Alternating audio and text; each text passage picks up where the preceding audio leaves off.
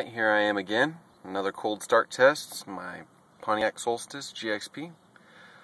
Current coolant temperature is at 54 degrees. Let's go ahead and give her a start and see how she sounds.